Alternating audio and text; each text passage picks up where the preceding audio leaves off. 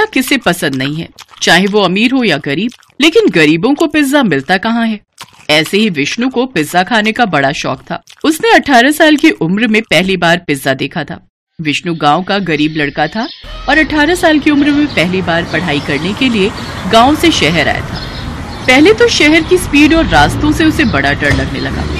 ये शहर के लोग इतनी जल्दी में क्यों रहते हैं? गाड़ियाँ कितनी तेजी से निकलती हैं यहाँ। हमेशा चौकन्ना रहना पड़ता है।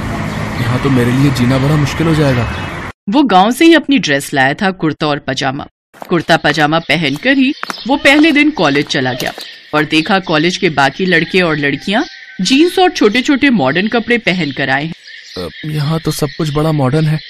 यहाँ मुझे देखकर सब लोग हंस कैसे रहे हैं? सच में विष्णु को देखकर सभी हंस रहे थे। अरे देख देख, उस लड़के को देख, कैसे कुर्ता पजामा पहनकर कॉलेज आया है। गांव से आया है पक्का, गंवार है गंवार। विष्णु चुपचाप क्लासरूम में घुस गया और एक लड़के के पास जाकर बैठ गया। हेलो, मेरा नाम अभिनव है। मेरा नाम विष्णु है, मैं गांव से आया हूँ। हाँ, तुम्हें देखकर पता चल रहा है। क्लास शुरू हो गई। पढ़ाई खत्म होने के बाद सबको भूख लग गई। एक लड़की अभिनव के पास आई और बोली, चल अभिनव, खाना खाते हैं। हाँ चल। विष्णु, तू भी चल हमारे साथ। हाँ चलो चलो, मुझे भी भूख लगी है, दाल चावल खाते हैं। ये सुनकर पायल जोर से हंस पड़ी। कॉलेज में दाल चावल कौन खाता है गवार? पायल, ऐसे मत बोलो, बेचारा ऐसे ही घबराया हुआ है। तो फिर कैसे बोलूं? कुर्ते पजामे में गवार लग रहा है ये हमारे साथ जाएगा तो मैं नहीं जाने वाली हूँ खाने। पायल, ऐसे किसी का मजाक उड़ाना अच्छी बात नहीं है। तू ज्यादा ज्ञान मत दे। तुझे शौक है तो तू इसके साथ खाने के लिए जा, मैं किसी और के साथ चली जाऊंगी। चाहने वालों की कमी नहीं है। तेवर दिखाकर पायल चली गई। अभिनव ने विष्णु से कहा, विष्णु, तुम बुरा मत मानना, शहर के लोग ऐसे ही होते हैं। नहीं नहीं, हम गांव से हैं, सुनना तो पड़ेगा ही।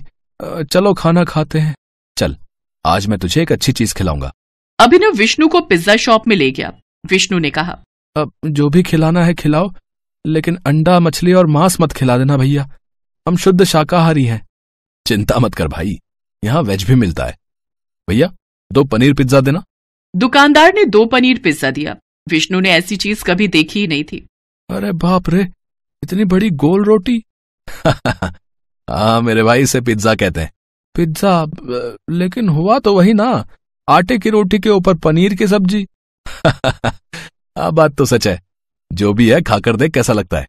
विष्णु ने पहला बाइट लिया और ऐसा लगा कि वो स्वर्ग में पहुंच गया। अरे वाह भैया, ये पिज्जा तो बड़ा ही स्वादिष्ट है, मैंने पहले ये कभी नहीं खाया। खाएगा कैसे, गांव में ये सब मिलता क्या है। बात तो सही है मेरे भाई, शहर में ही मिलता है ये सब, इसीलिए तो लोग शहर को इतना पसंद करते हैं। गांव भी बुरा नहीं है, वैसे मेरा असली घर गांव में ही है, लेकिन मैं बचपन से शहर में ही रहता हूं। पायल मेरी बेस्ट फ्रेंड है और इस कॉलेज की सबसे सुंदर लड़की भी है, इसीलिए उसे इतना घमंड है। जो भी हो, मैं तो अब से हर रोज पिज्जा ही खाने वाला हूँ। विष्णु को पिज्जा बहुत अच्छा लगा। वो और अभिनव बहुत अच्छे दोस्त बन गए। उसके बाद हर रोज कॉलेज के बाद वो दोनों पिज्जा खाने लगे। हर रोज तरह तरह के पिज्जा खाते खाते विष्णु पिज्जा का एक्सपर्ट बन गया। एक दिन कॉलेज के बाद अभिनव ने कहा, विष्णु, चल पिज्जा खा के आते हैं। हाँ तो चल मेरे हॉस्टल में, मैं बनाकर खिलाता हूँ। तूने बनाना भी सीख लिया? हाँ मेरे भाई, सब कुछ सीख लिया। समय के साथ साथ विष्णु शहरी तौर तरीके भी सीख रहा था। शहर के लोगों के जैसे बात भी करने लगा था। वो अभिनव को लेकर अपने हॉस्टल रूम में गया और आटा गूंथकर उसने पहले पिज्जा का बेस बनाया। उसके बाद उसके ऊपर टमाटर का पेस्ट लगाया। उसके ऊपर मशरूम, पनीर, कांदा और शिमला मिर्च डालकर कढ़ाई में ही बेक करने के लिए छोड़ दिया। 1 घंटे बाद पिज्जा बनकर तैयार हो गया। अभिनव ने विष्णु का बनाया हुआ पिज्जा खाया और वो हैरान रह गया। वाह मेरे भाई, तूने तो कमाल कर दिया। दुकान से भी अच्छा पिज्जा बनाया तूने। बचपन से ही माँ से खाना बनाना सीखा हूँ। कुछ तो काम आ रहा है अभी। भाई मेरे पास एक आइडिया है। ये सब पढ़ाई वढ़ाई मेरी बस की बात नहीं है, मुझे बिजनेस करना है। कल कॉलेज में कल्चरल फेस्टिवल है, वहां हम दोनों पिज्जे का स्टॉल लगाते हैं, मस्त कमाई होगी। हाँ चल चल, मुझे कोई एतराज नहीं है। अगले दिन दोनों ने कॉलेज में पिज्जा का स्टॉल लगा दिया और धड़ाधड़ पिज्जा बिकने लगा। तभी वहां पायल आई। अरे वाह अभिनव, तू भी इस देहाती के साथ रह के देहाती बन गया, गरीबों की तरह स्टॉल लगाए है। कोई भी काम छोटा नहीं होता पायल। पिज्जा बनाना कोई बड़ा काम भी नहीं है। पिज्जा बेचकर कितना ही कमा लोगे तुम दोनों, छोटे लोग छोटी सोच।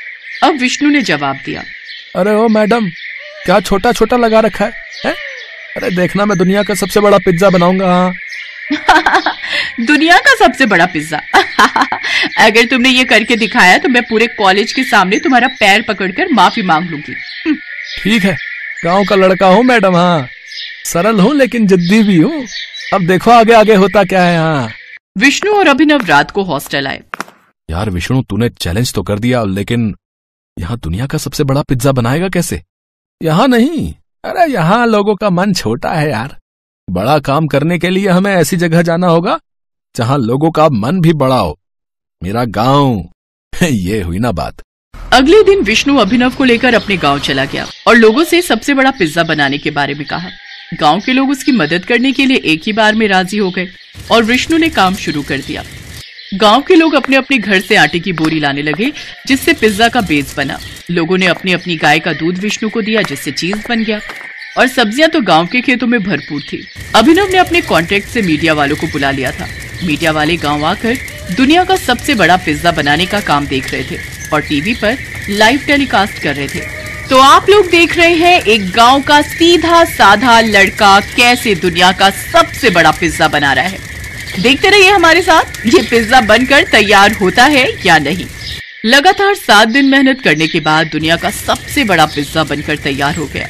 गांव वाले खुशी से झूमने लगे और ये चीज टीवी पर टेलीकास्ट की गई। बड़े बड़े लोगों ने ये देखा और अभिनव के पास फोन आ गया। हेलो, तुम लोग अभी फेमस हो गए हो। तुम लोग हर गांव और शहर में हर मोड़ पर पिज्जा की दुकान खोल सकते हो। मैं इन्वेस्ट करने के लिए तैयार हूँ।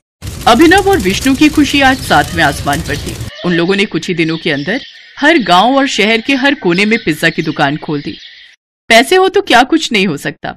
1 महीने के अंदर विष्णु और अभिनव करोड़पति बन गए। पायल ने सबके सामने पैर पकड़कर माफी मांगी। अभिनव और विष्णु बिजनेस पार्टनर बन गए और खुशी खुशी पिज्जा बेचकर जिंदगी बिताने लगे।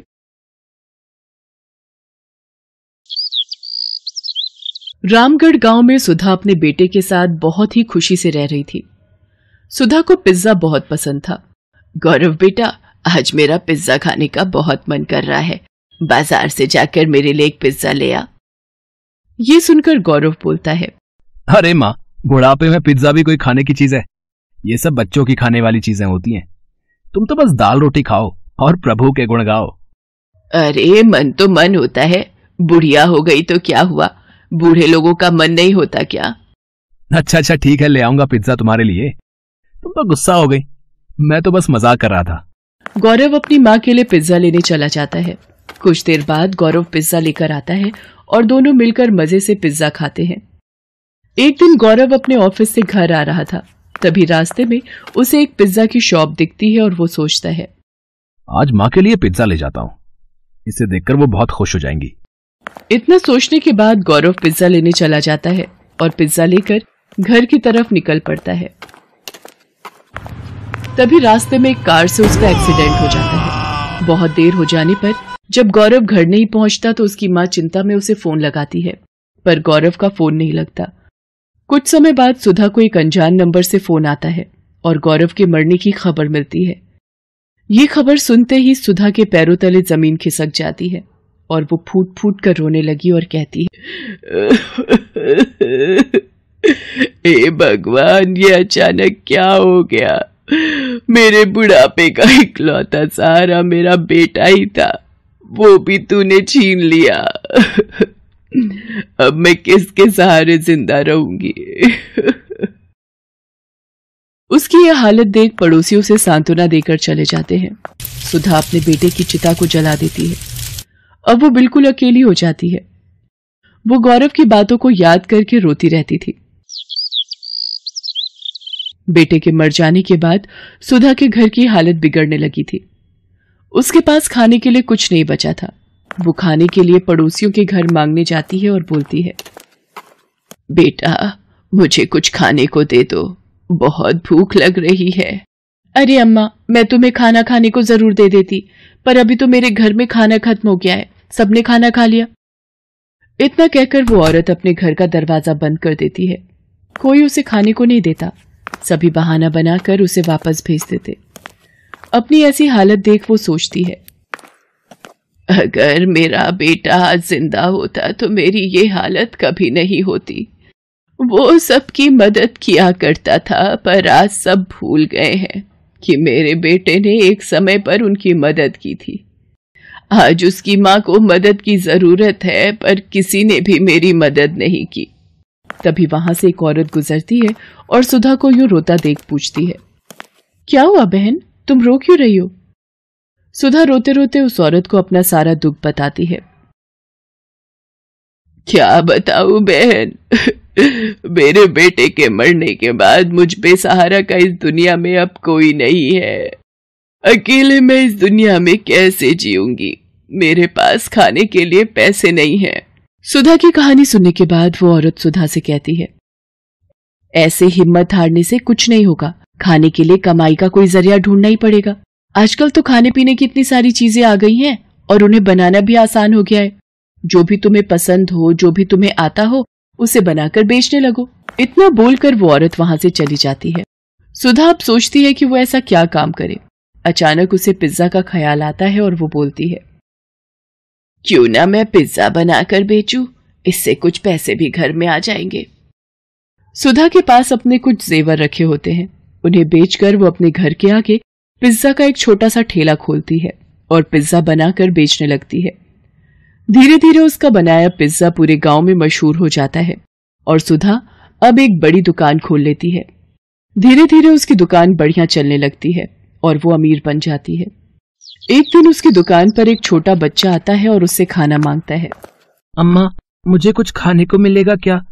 मैं बहुत भूखा हूँ, मुझे भूख लग रही है। बेटा, तुम्हारे माता पिता कहाँ हैं? तुम अकेले दुकान में क्यों घूम रहे हो? अम्मा, मेरा नाम मोहन है, मैं एक अनाथ बच्चा हूँ। मेरे माता पिता अब इस दुनिया में नहीं है। हाँ हाँ, जरूर खाने को मिलेगा।